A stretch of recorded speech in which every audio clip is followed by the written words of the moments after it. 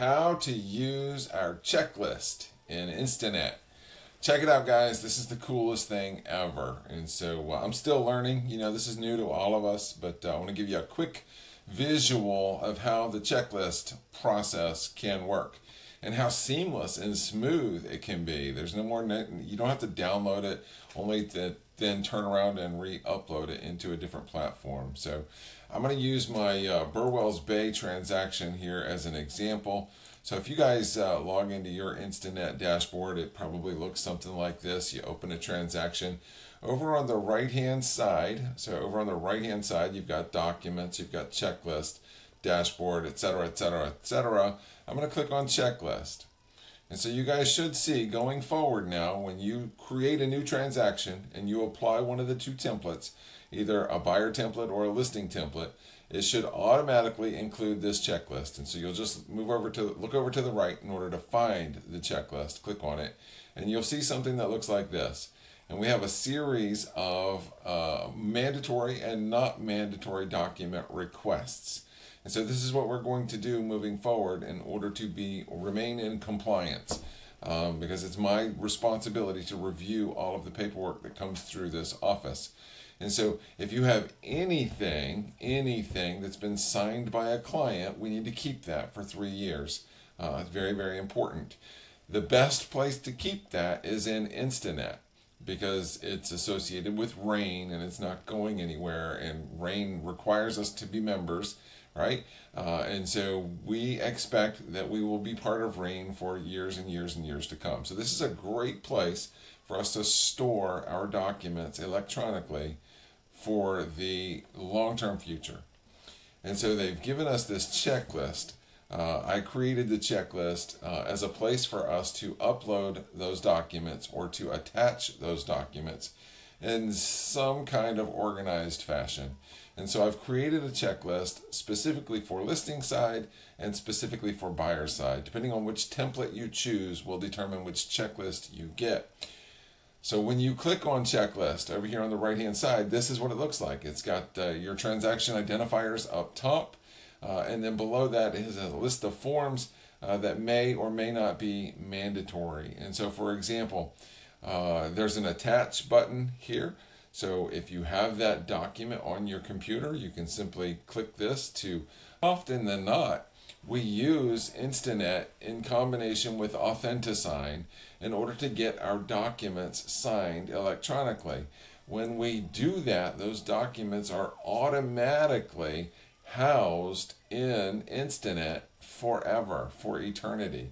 Those signed documents, you can always come back here to the Documents tab of your transaction and find all of those signed documents. And so you can see in this case, for example, I sent documents out many times to be signed. I did this one and this one and this one and this one.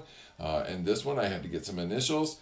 And so it's great because those documents will live here forever, which is really, really cool. And so I want to make sure that you understand that in order to get through this next step. So we're going to go to checklist now on this transaction.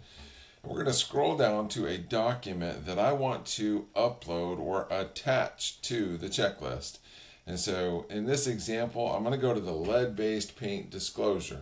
And I'm going to click on attach. Let me make this a little smaller so I can get my big head out of the way. So lead-based paint disclosure is on the list. It's not mandatory because not every property was built prior to 1978. Right? But you guys know that if it was built prior to 1978, then the lead-based paint disclosure is in fact mandatory. It's required. And so I put in parentheses here, 1978 or before. Right? So for every property, 1978 or before, it's mandatory. But I didn't want to put the little mandatory M, the asterisk there. So moving forward. Sorry, I get distracted.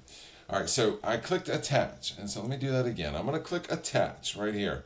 I'm going to click attach, and it's going to open this window. And in this window, I have several options.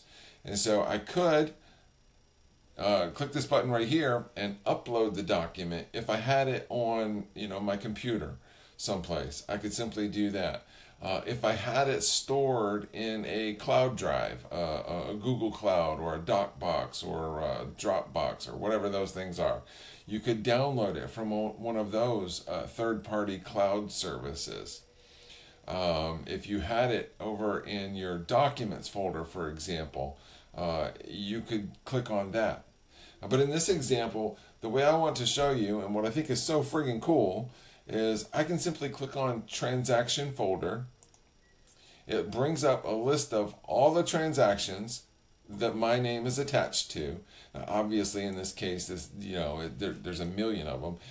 But then you could just go right here, for example, and put in 14302, right? Because that's the house number. And so it pulls up any documents associated with 14302 Burwell's Bay.